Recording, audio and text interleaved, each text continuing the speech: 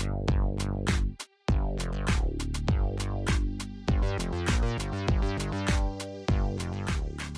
is up, everybody? Welcome to our live show.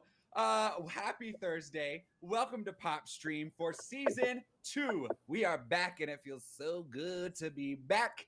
The official streaming show from your friends at Pop Culture Classroom, where we get together with your community to talk about your media, because this is your PopStream. Because it's season 2 and we're back for the first time, we might be experiencing some technical issues. So if you are experiencing any audio issues on your end, any video issues on your end, just let us know. We got Chris on the ones and twos behind the scenes, so he will be working to fix any issues we got. I'm one of your hosts, Matt Slater. I'm the Education Program Manager here at Pop Culture Classroom. You can find me at Maddie Slay on Twitter, and you can feel free to @ me anytime you want. Let's chat. Let's get connected. Say hi. I love that. In future episodes of PopStream, I'll be joined by my co-host, the fabulous Dr. Tajan Campbell. But for every episode, I have the pleasure of being joined by a fabulous rotating cast. If you watched last season, you already know these folks. Today, we have 2 incredible artists and PCC instructors. First, we have Terra Necessary. Terra, how are you this evening? Hello. Good. Glad to be back and doing this again. Yes, welcome back to PopStream. I'm glad to have you here. And I'm also glad to have Dion Harris. How are you today? I'm pretty good, sir. How about yourself? I am doing great. Let's start with Terra. Just for anyone that hasn't met you, give us like the 2-minute, or sorry, not 2-minute, 2-sentence, like 30-second. Who are you? What do you do? My name is Terra Necessary. I am a comic book artist and illustrator in the Denver metro area. And you can find my work everywhere with my co-artists at atomicpixies.com and Atomic Pixies everywhere on social media. And Dion, who are you? Otherwise known as the Shoe Thief on social media. And you can find me via either of those names on social media. I'm also an illustrator, and that's pretty much it. Nice. I'm so excited to have you guys back. Audience, if you're watching live right now, I'm so excited to have you here with us for season 2 of PopStream. Today, we'll be digging deep into some comic and pop culture history, some nerd history, and talking big picture about why we need to talk about pop culture history in the first place. Why do we need to record it? Why do we need to tell people about it? We've got a really great interview with Fred Van Lente and Crystal Skillman that we're going to be playing for you. They're the creators of a new audio drama called King Kirby. And Terra and Dion are even going to be doing some head-to-head drawing for us. So think like a late-night drawing panel at a con, but this will be family-friendly. Don't worry. And of course, we'll be announcing the winner of our comic giveaway this week. Those of you who subscribed to PopStream within the window that we gave you or entered into a chance to win some free comics. These right here, signed by Fred Van Lente himself. So we'll be announcing the winner for that later on. So before we get to that, though, I'm going to give you the scoop on PopStream, especially those of you who have never joined us before. And we've got some new things for season 2. So let me tell you what's up. So this season, PopStream is going to be airing every other week, with the exception of next week. And we'll get to that in a little bit. Our first show of the month, every month, is simply called PopStream. That's it. Just PopStream. Nice and simple and clean. And that's where we're going to be diving deep into topics for all kinds of pop culture fans, with guest authors and creators and folk that really have a unique perspective on the media that we all already love. So this show is going to talk about comics, graphic novels, manga, film and TV, and gaming. So no matter what brand of nerd you are, we got something for you. I promise.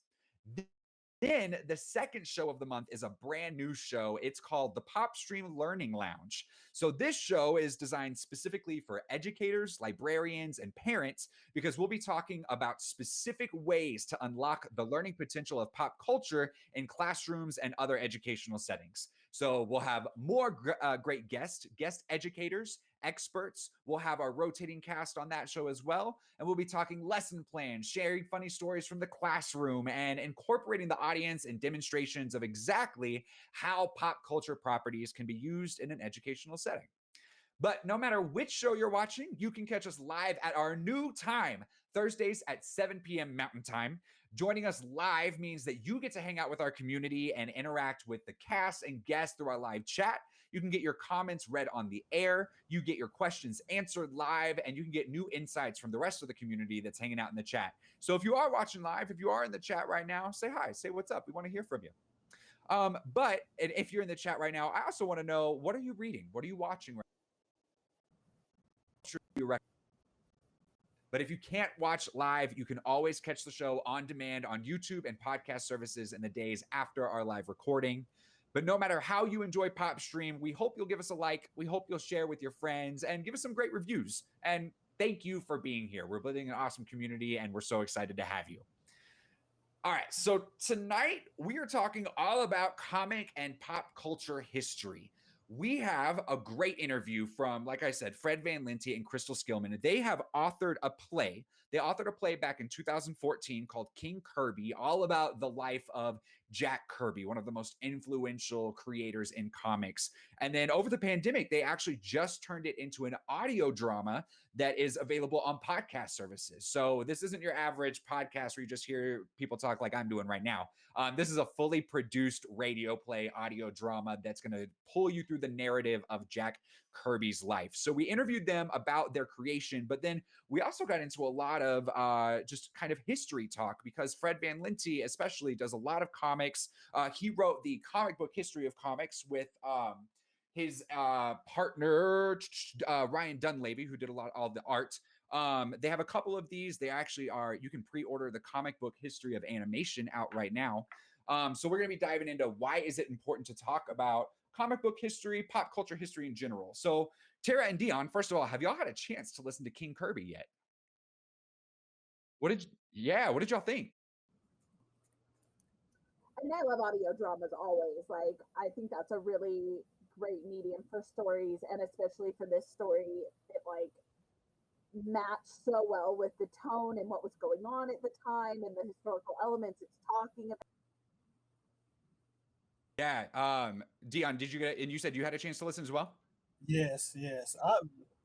One of the parts that I really loved about it is the earlier stages when he was like a child.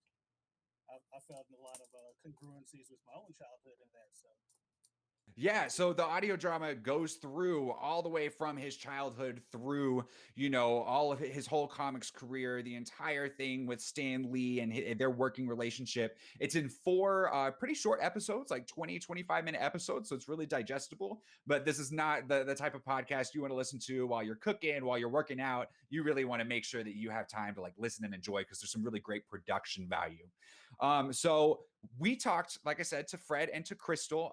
And so we're going to go ahead and play their interview. We'll play it in 2 parts. We'll play the first part. Tara and Dion will come back and talk a little bit about it. And then we will play the second part. And then after that, we're going to get into our comic giveaway and our head-to-head drawing competition. So with that, Christopher in the back, if you are ready, let's play that interview. Fred and Crystal, tell us a little bit about yourselves. Who are you? What do you do? Well, we are appropriately beaming into you from some sort of cosmic sphere with this J.J. Abrams lens flash we've got going on here. I love it. It's the sunlight. This is like a real Tomb of Ra situation from Raiders, where we actually have the light is coming in at this time of year. This will go away in a couple minutes. No, it just adds drama. It just adds impact. Fred, I know that you're a comic creator, yes? Yes. Is that your main billing? How do you bill yourself? Yes, I am a comic book writer. I dabble in other things like novels and plays. The plays most often with this young lady here.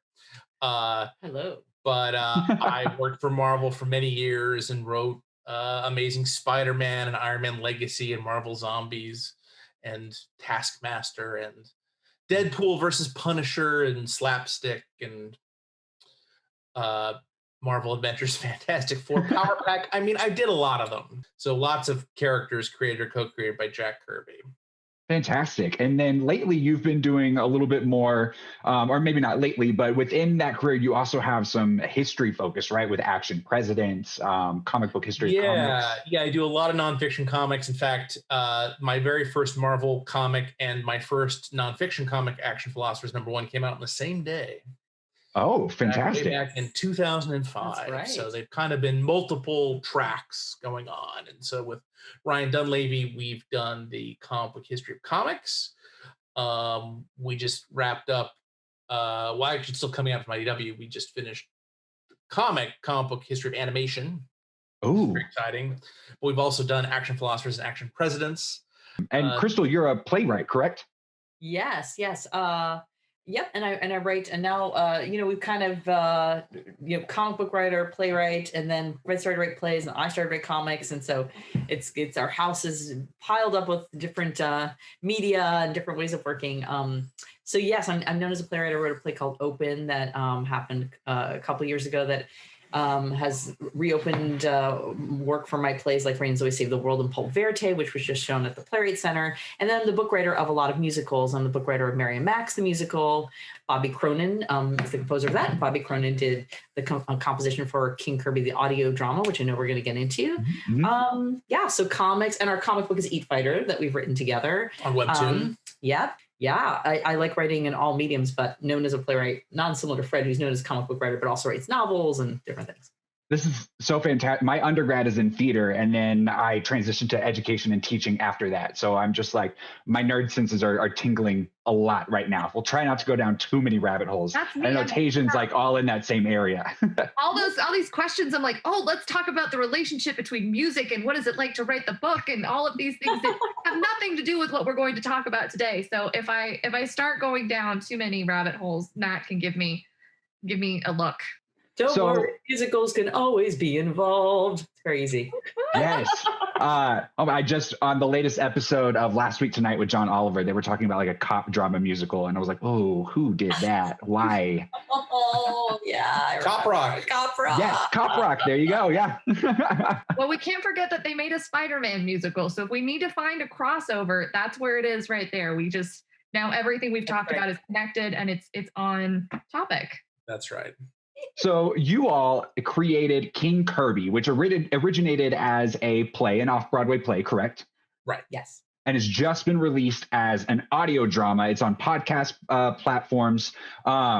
So it's all about the life of Jack Kirby, which is a huge influential, the king of comics, right? But for those who may not know who Jack Kirby is, could you give us like a brief description? What is his influence? Why is he important? Sure. I mean, Kirby's life kind of goes throughout the history of comics in the 20th century. In the 40s, he co-created Captain America with Joe Simon, along with Boy Commandos at DC and a bunch of patriotic comics. The most obvious sort of salient fact about Captain America comics, one obviously, is that famously Cap is punching Hitler in the face on the cover, which was very unusual for comics in those days because it was such an overtly political statement. You know, Martin Goodman, as he says in our play, really did wonder. Well, he was worried that he would get sued by him. I remember hearing that, and I was like, why is that what you're worried about? I actually was looking at I downloaded the first issue of Captain America, and it was funny because it does say in the beginning, like, any references to real people living or dead are completely fictionalized. And there's like Hitler on the very, the front cover. Right. Well, yeah, that probably doesn't apply to Hitler. But, Captain America was not the first patriotic superhero. In fact, the Shield from Archie, back then known as MLJ, had appeared 4 months beforehand. And in fact, as you may have noticed, also in Captain America Comics #1, Cap's shield is triangular, not round. And that's because, that's partly because probably Joe Simon maybe ripped off the shield a little bit. In order to do Captain America, but then Archie threatened to sue. And so that's why they changed the shield to round to get MLJ/Archie off their back. So that was sort of like a case of lawyers doing something that was. You want to mess with Archie? Yeah, a little accidentally helpful, because I think we can all agree the shield works much better as round as a frisbee than it does as a spear. I can imagine him chucking it at people and. Not as effective. Different visual there. Yeah, exactly. So because Martin Goodman was worried about being sued by Hitler, but also simultaneously he was worried about Hitler being assassinated because he was in such a volatile situation in Europe, that he wanted to rush out Captain America #1 as quickly as possible. So that, again, as depicted in the play, Kirby just basically, I don't know how much coffee Kirby drank in his lifetime, but if I was him, I would have just guzzled it. Yes. And just through 60 pages of Captain America. That's partly why Kirby was able to develop such a dynamic style, was because he was working so quickly. At the top of his game, he was doing 9 pages a day, which is bananas. Like these days, you're lucky to get a a page every 2 days. Yeah.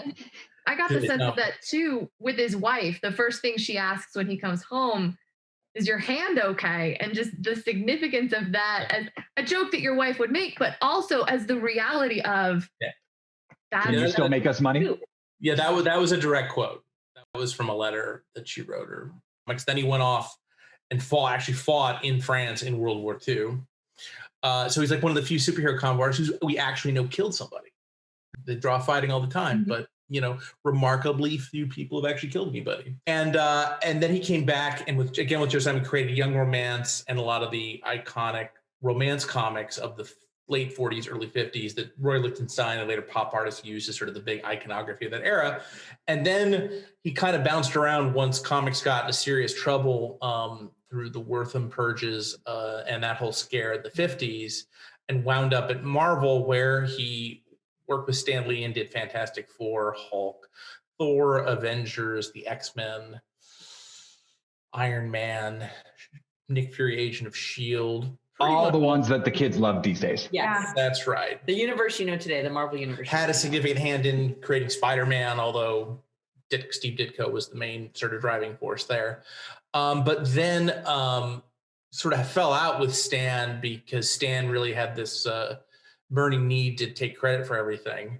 Went back to DC for the third time. I didn't even mention the second time he went to DC. That's Green Arrow and Challenges the Unknown, and a lot of other things. He went to DC where he created the New Gods, Darkseid, Mr. Miracle, the Demon, my personal favorite, Commandy, and then ended up back at Marvel for a third time. So yeah, three. So started out Marvel. Okay, right. Back at Marvel for the third time, where he created the Eternals, Machine Man. He had a very lengthy run on Captain America again. His third run on Captain America. That time, that's when he was paired with the Falcon. So if you're a fan of a comic character, there's a pretty big chance that Kirby had his hand in it somehow.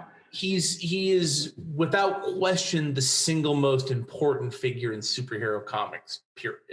And we haven't even mentioned Wanda, and he's a that's little true. Vision, but he created Wanda. Yep. So everything you see now on TV. The Vision we know from WandaVision was sort of based on a 40s Vision character that he and Joe Simon created at the same time as Captain America, although the Android Vision is much different. And then he spent a lot of the 80s fighting with Marvel, trying to get his artwork back, because Marvel was sort of using his artwork as a bargaining chip to make sure that Kirby signed away all of his rights. Kirby died in, I believe it was 92 or 93. And his heirs ended up suing Marvel, and Marvel ended up settling. I should say Disney settled with them before the case could go to the Supreme Court. Which I think all corporate owners of entertainment were pooping their pants about. They didn't want to take the chance, because if the court had a precedence about work for hire, then a lot of these properties that they make a ton of money off of, they would have ended up going to heirs of various creators. So why do you think that this is such an important story to tell, right? Obviously, there's lots of history here. There's some really intriguing things. There's a lot of content for someone who's interested in the MCU and comics to dive in, but why is this an important story to tell? Well, I think it's an interesting story because people generally don't care where their pop culture comes from. They think it's sort of cranked out by a factory, and I think it's important for people to understand that real human beings do this. So to me, it's really almost like a labor story. It's a story of working people. And we have a real tendency in this culture to really put down working people in a really offensive way. And I just think it's important to sort of raise some of these folks up to be the heroes they truly are. Especially in the arts. Especially in the arts. Absolutely. Yeah, it's seen as that, and it's kind of addressed a little bit in the play. So often the arts and even the comic arts are seen as it's pulp, it's filler, it's not important, right? But clearly it has such a huge impact on so many people that in and of itself elevates it up to that level of importance. Well, and it's art that's literature. That's a lot of what the function of what you're doing. And my pre-Fred comics universe was when I was like a teenager or late teens. I saw, maybe early 20s, I saw Mouse the original graphic novel in framed at MoMA and Room After Room, both books. And I remember always appreciating graphic novels, but I don't think I did to that extent where it was like that experience was revelatory. And to come back to this, also drawing is storytelling. So when we get into the meat and bones of what the story is, in terms of the drama of it, we have two creators who see things very differently and how that happened. But we're really focusing on the life of Kirby and then meeting this individual and what that becomes, who is obviously Stan Lee. But it also really wonderfully brings you along on that journey of, what is writing? What is storytelling? What is creation? It really is about an artist's life. It's really, and I guess we're just so passionate about it as two artists that live together or are passionate about the arts being jobs as well. I'm a teacher with the Theater Development Fund. I teach how plays work and how comics made from like Fun Home the Musical works, how King Kirby works. And one of the things that I just love is when teenagers' eyes light up, they're like, I can do that. I was like, yeah, you could, this is what I'm teaching right now. You could use this and write a video game. There's a way to do what you love and figure out what part of that and component you want to do. And so, so there's a lot in King Kirby that is about that. And I hope pays homage to the fact that he himself was a really great mentor to many, many artists, which is why I think he's got so many people wanting to hear his story. Even though Stan was the bigger figure, he had a lot of Padawans, shall we say, that learned from studying him, wanting to be like him, or taking his artwork forward in a new direction. I think that's what I enjoyed most about the audio drama was the humanity it brought to the character, and also that you get to see how much of his life played into what he was creating, and how, often we take pop culture as, like you had said, something that's kind of created off screen. We don't care about the creation process, but the reality of he went to war, he was talking about and exploring things that he had experienced. He was exploring things that he wanted to experience with the sci-fi pieces and just the human nature of it. And kind of going off that value and what you guys have talked about with Stan Lee and kind of that relationship, I feel like in the comics community, there's a rising awareness about, how much Stan Lee contributed to some of these stories in comparison to Kirby. And you addressed that a lot in episode 4, starting kind of in episode 3, but a lot in episode 4 of the drama.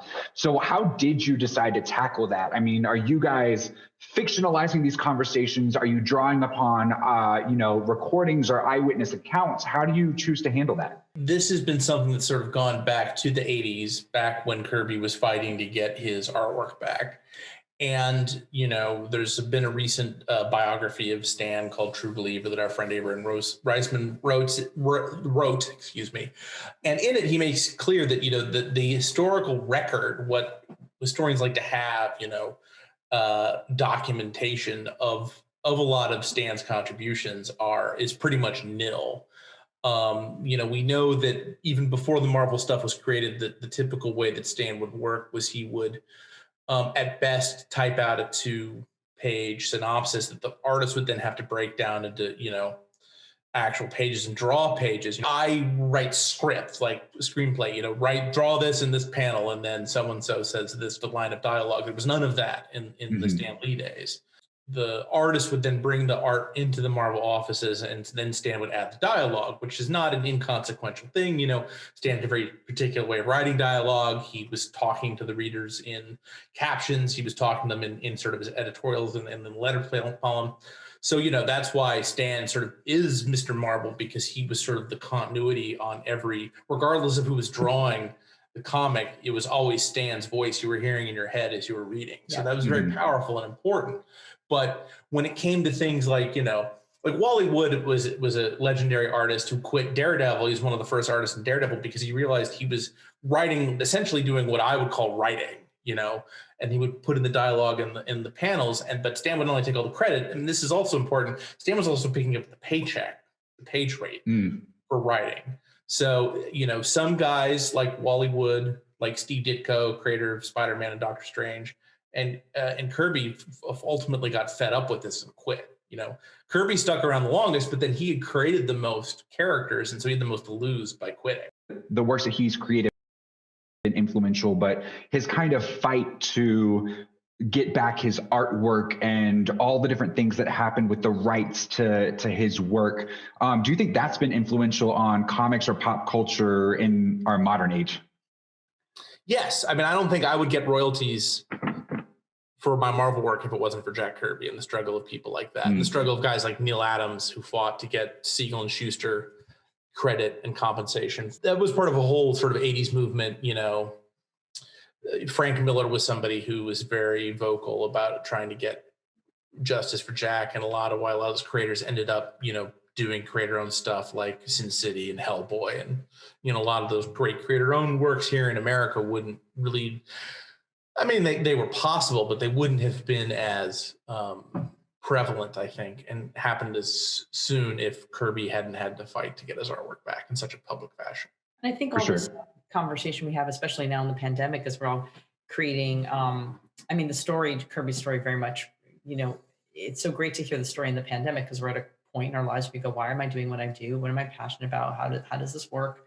Everyone's reevaluating. Yeah. Everyone's reevaluating. And so because you're on a life journey where someone's saying, you know, I think I've been exploited. What does that mean? Like, you know, I want to keep creating. And what is that? So this conversation about IP that we have with all the works that we're creating, or if you're creating a new kind of work in the pandemic, maybe you're trying an audio drama for the first time or something like that. And you're weighing the possibilities of writing a story for someone and they own it, or owning it yourself, which is more independent, but you have the IP, right? Or sometimes a mix. Depending on where. And, you know, it's everyone is starting to understand that owning the property is extremely valuable and important. And it's a value of yourself and your work and what you're doing. Or if you're going to give it away, that you understand you're giving it away and you can make your peace with that.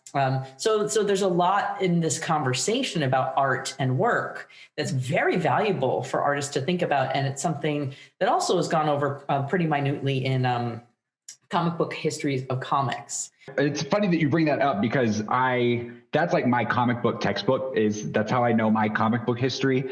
I think that this audio drama, King Kirby, is, you know, it is so engaging and interesting to listen to that you don't have to be a comics fan in order to enjoy the story that's being told, right? But for an average fan or someone who's really into the MCU, do you think they need to know anything before they dive in, or do you think this is a good starting point to kind of learn that history behind these characters that you love? I think it's a pretty self-contained story. I mean, this guy's life is just kind of amazing, you know, like even if you could give, you know, even if you could care less about comics, I think it's really interesting. Fred's idea of starting with the auction, which, you know, in which we really are brought into the fact that these priceless pieces of art are being sold at a price that he will never see. And I think any audience member is instantly, you know, into the dramatic question, which is how did that happen, and how can he let his worth be taken from him, and was it? Some people have actually called it a pop culture death of a salesman because it has a working class kind of questions. And so I have a couple questions about some history things because, you know, obviously this play documents history. Fred, a lot of your work is documenting the history of comics and other history in a comic format. So what drew you to this? Like, what drew you to being the people that are going to tell other people about history? Just something I've always been interested in. You know, I can't, ever since I was a kid, I was fascinated by it. I love going to historical places. I spend most of my pleasure reading is history, either magazines or books. My sister got me my Christmas presents was a history of Al Capone and gangland Chicago, and I have no, you know, plans on doing a professional thing about that. I just like reading about it, you know. Yeah. It's just, you know, it's just my thing, and I'm a pretty good explainer. Like I figured out when I was a grad student, and had to teach like intro writing courses. I found that I had a skill for that I was a good explainer. And comics are among the greatest media for explaining things. You get your visuals and your text right there. Precisely. So that really kind of drew myself to it. And when you got somebody like Ryan Dunleavy, who I do a lot of my work with, he can literally draw anything. And he's usually pretty good at it. He's also a great mimic of various styles, like cartoon comic book styles. So that lends itself to sort of our satiric wise ass takes on history. I am a big video game fan. Like that is my pop culturedom expertise that I have lived since I was 3 years old. And there's a lot of talk in the video game industry about preserving history, right? Because since it's a somewhat new industry, it's very easy to lose that history. So when it comes to archiving games, making sure that, people that have developed certain things all get written down in history, there's a big worry that some of that might get lost. Is that something that the comic book industry is worried about? How much comic history is out there? And is that, are we worried that we might lose some of it if we don't do this task of going and uncovering it and telling others about it? Well, I would be remiss if I didn't say that we are planning on doing the comic book history of video games as our next project. Yes. We'll get into later in the year. I don't want to make too many promises because I haven't really started working on it yet, but that's the plan. The great thing about obsessive fans is they like to interview their heroes and they like to things. So what's great, particularly like with somebody like Jack Kirby, who has been interviewed 8 zillion times, and there used to be a whole magazine called the Jack Kirby Collector. Actually, I guess they still do the Jack Kirby Collector. That is just sort of a compendium of these interviews. Is that info is all out there. So if it's and all these sort of like, I bet you a lot of golden age, like earlier, like a couple generations before, I bet you a lot of that has been lost. But the lucky thing when we're doing comics history is that there is a lot of resources out there, simply because the fans of this material have really gone, above and beyond the call of duty to preserve it. Also comics are literature, so it sort of lends itself to that kind of chronicling, like video games, obviously, you have a lot of that's much more challenging because that's all locked up in very often very archaic, outmoded technology that you just don't have access to, and it's all on electrons. They're just going to in the ether. There's no physical record like a piece of paper. That right stored for a lot of that stuff. I'm doing a project where I was doing when I grew up in the 80s, the thing that I was really into was all text adventure games like Infocom and that stuff. And that stuff there used to be emulators for it, but the problem is the browser code just keeps getting updated and the emulators stop working, and so it's very hard to get emulators for things like Zork, for example. So that I was doing that earlier this year, and that was really challenging. I would say too, with what Fred's doing with the history, which is really interesting to me, is and it was with action philosophers too, it's with all of them, is I think he sees these connections between things, and he's not saying, this is my take on it, this is the way it was. He's just seeing how things relate to one another. So I think in action philosophers, it's so exciting because he's got that real eye of like, what am I thinking about today and how does it relate to me? And also their own personal revelations in their lives and seeing things there. And then comic book history, what I love is how maybe these creators aren't even aware of how much they're influencing each other over history, but Fred's seeing that map. And so I just think each nonfiction book that Fred does has some kind of relationship of that. He's finding the relationships of the relationships and showing it to us that so it is information, it is explaining things, but and how they work, but it's also showing us things that we may not have seen, or little roads that we may not have been like, if these two people never met, then this would have never happened, or if this person didn't overhear this, and that makes, and as the playwright in me, as you can tell, that's great drama. So like that's what brought me in, is I'm like, Will Eisner wouldn't have figured that out. And, I didn't make her say that. That was totally that's why that was all I on her read own. them. We were once at a Comic-Con, and I think over breakfast I was like, I have a question about comic book history. I was talking to another comic book creator, and I was like, I'm going to go ask Fred. And he's like, it must be great when you could ask your husband everything, just because he just is this encyclopedia. It's great. Encyclopedic knowledge.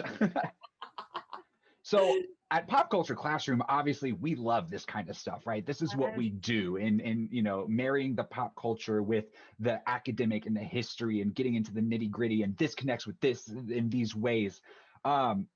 What has the general reception been? I mean, you've created a ton of books, Fred, and especially with something like King Kirby that's documenting this history. What's the general reception been? How have people enjoyed it? It's been It's been very, very positive. Particularly Comic Book History Comics got a great response. The Comic Book History of Animation is doing very well. Ryan and I have been doing the nonfiction comics since 2003, believe it or not. So history's kind of caught up to us. Now lots and lots and lots of people are doing nonfiction comics, which is great. Unfortunately, it means it gets us it makes it a little bit harder for us to get noticed, because before you could just do a comic book philosophy and people would be like, comic philosophy, that's crazy. It's new. Yeah. My mind is blown. But now it's like, oh, there's another comic about philosophy. Throw it on the pile. Are you seeing it used in schools a lot, or has that been a good adoption there? Action philosopher specifically, it's had its moments, and now it's in schools. We're actually doing a Kickstarter that's starting this month to get to do it in color, so I'm very excited about that. So if you want your philosophers in color to support that Kickstarter, it should be live in a couple weeks from us taping this. But the Department of Education here in the city of New York has hired Ryan and I to do a bunch of comics for them. And so right before the pandemic hit, every middle schooler in the public school system here in New York City got a comic called Action Activists. I got to speak to you at New York Comic Con, the last one that happened, and you were talking about that happening. So that's great to hear that. Yeah. So and hopefully very shortly we'll be doing another one. Fantastic. So about sort of the history of activism in New York City, how you become an activist both in the streets and in City Hall. When you have the Department of Education, having you to do comics, that's pretty cool, and a direct result of them enjoying our Action Presidents and some of our other comics. Audio dramas, they're not as popular as they used to be back in the day with like radio plays and things like that. And this could be my own ignorance speaking, because I haven't heard many audio dramas lately. But that's kind of the sense that I get. But podcast channels seem to be the perfect fit for it. I mean, King Kirby was a great demonstration of how well it works in that episodic format, and just getting it right to your phone. There's tons of podcasts for history buffs, revisionist history, lots of things in that vein. But how do you think that this format differs, and what would you like to see more history recounted in more of a dramatized format, and why? Yeah, I mean, we've had some talks. Ryan and I specifically have. Crystal it's not history, but Crystal's starting in on a new podcast drama that's going to start airing here pretty soon. It's storytelling, and it's just another medium to sort of do storytelling in. And I think it's a really neat and exciting, and there's very little things you can't do in it, Yeah, and it really allows you to have interaction with your imagination, and so I think it adds and that's really the magic of it, as you know, in the pop culture classroom of imagination, because it isn't so much the teacher doing such a great job and acting everything out, even though that's fun.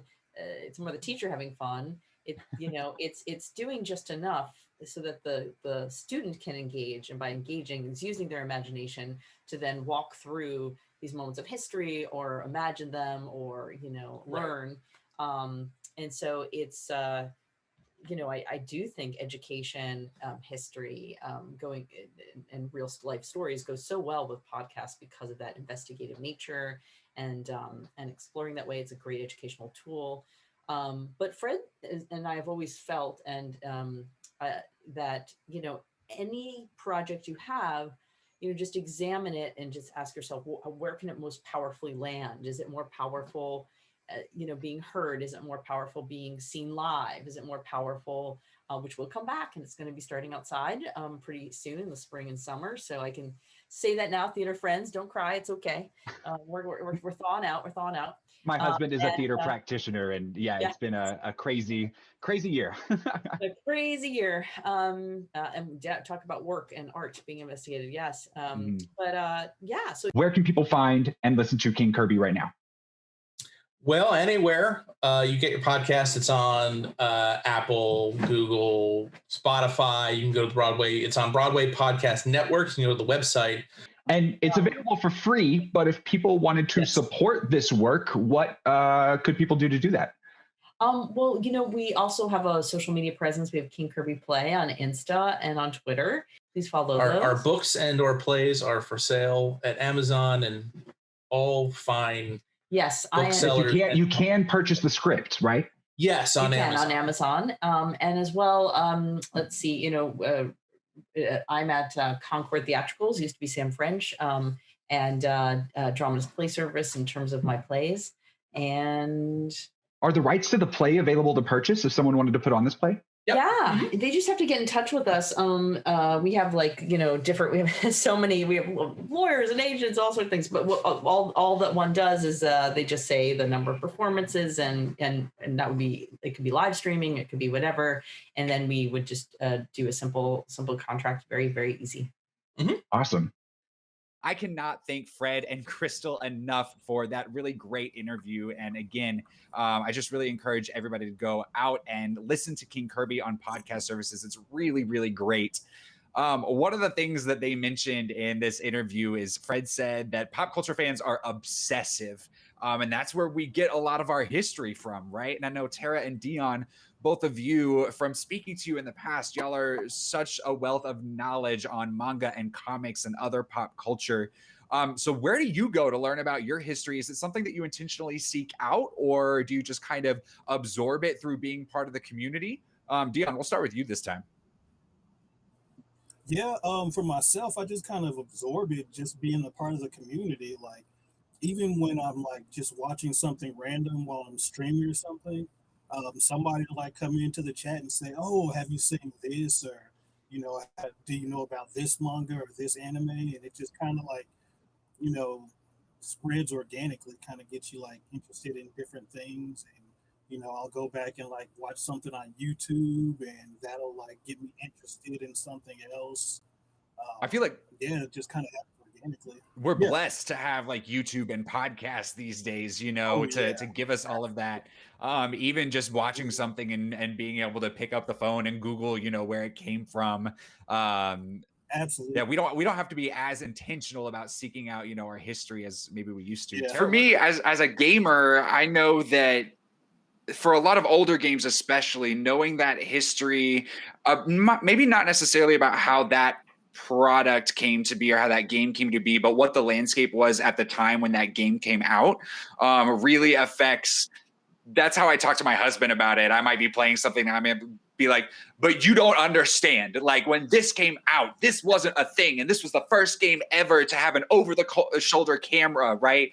So for me, that history is very much a part of like why I love some of these things. And, I can say like, no, Resident Evil 4 is amazing because, of its historical context, right?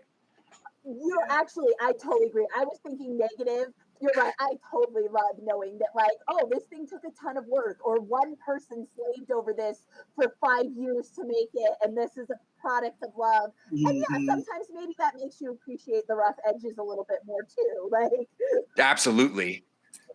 And then both of you guys have worked on Pop Culture Classroom's Colorful History line of comics. One thing that Fred talked about is that he creates a lot of history in comic format, whether it is the history of comics in a comic format or whether it is action philosophers or action presidents, which is history in a comic format. What do you think the advantages of learning history or other subjects are in a comic format or like any sort of kind of pop culture format? Well, for me personally, teaching the younger kids like history or just about any subject using comic books, I found that it tends to engage them a bit quicker or a bit easier.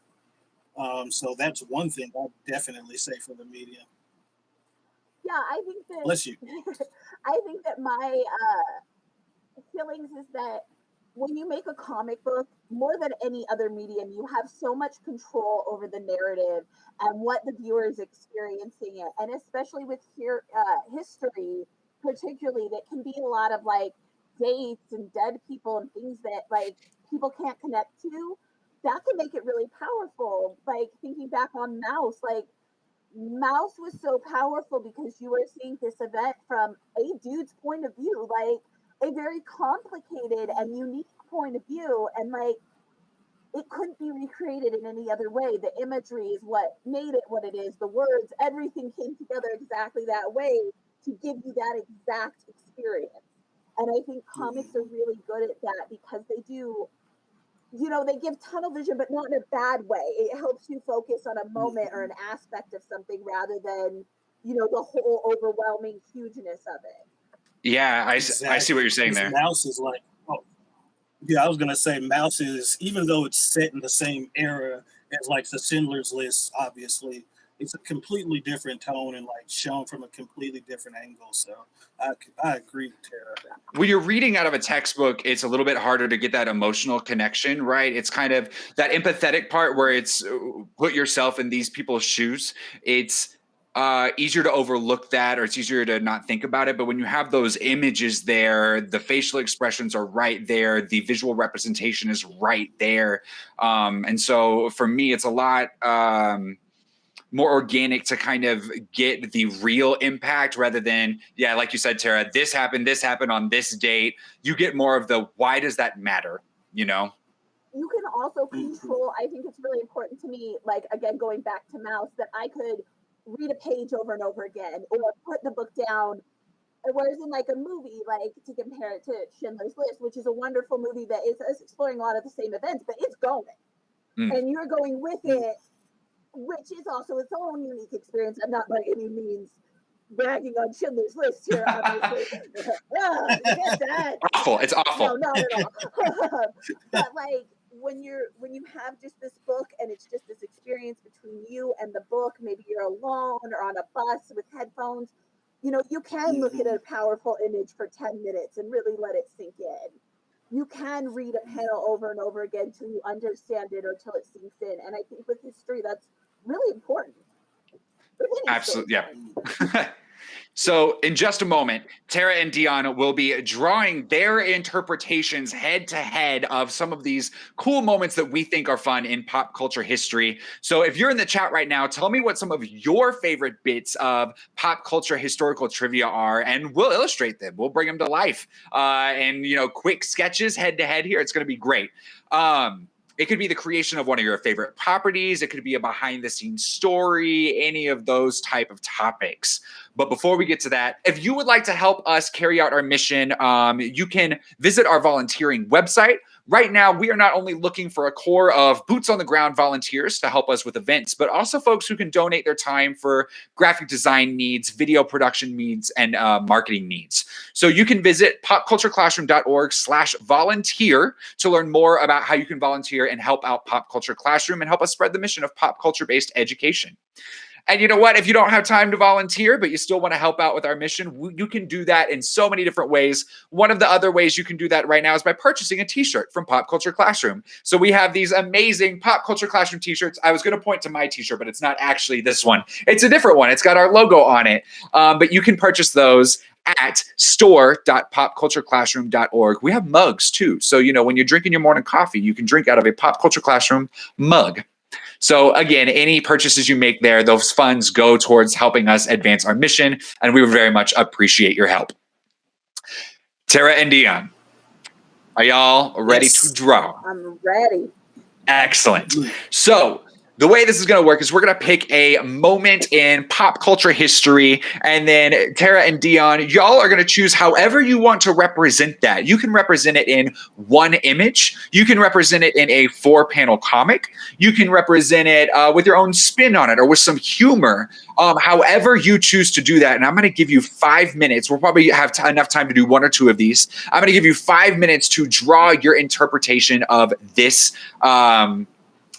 this historical piece of info. So I think what we're going to start with, because we were talking about Mr. Kirby here, I want us to draw your interpretations of the Marvel method. Okay. So for anyone listening who may be unfamiliar, the Marvel method is what we call Stan Lee's method of working, where again, he would kind of draw up a scenario. He would write maybe a 1 or 2 page synopsis of these characters and what they were going to do in a story and where the story might go, hand it off to a creator like Jack Kirby, who would then draw it and actually figure out, okay, how is this story going to be told in a comic? And then Mr. Lee would then come in and fill in the blanks with the dialogue. So I want to know, Tara and Dion, what is your interpretation of what the Marvel method actually looks like as it was happening in the bullpen in the studios, right? Do you understand your assignment? I do. Yes. Of course, my screen time with my are exactly when I started to do this. So give me like There we go. That's right. You got 5 minutes. We'll get it back up. All right. If you folks are ready, I'm going to set my timer. And of course, if you're in the audience, feel free to kind of give your ideas here of what our artists could do to, put a funny spin or something like that on their work. So you've got 5 minutes on the clock. Go.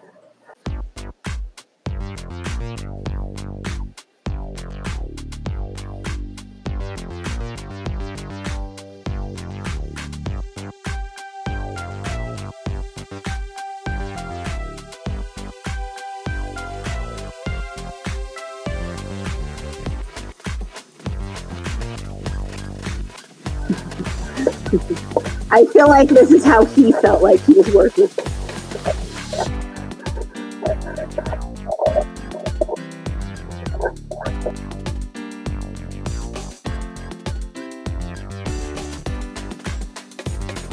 Stanley, there's some like non-stick figure legs.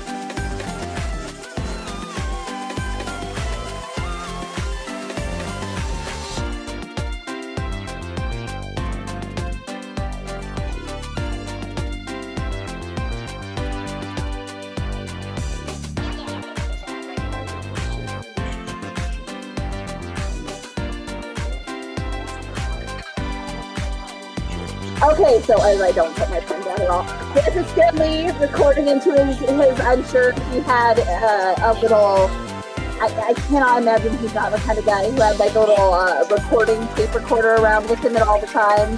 He was like, hey, my King Kirby, I've got a new idea. And Kirby just being like, I bet you do. All right. I think we've got time for one more of these.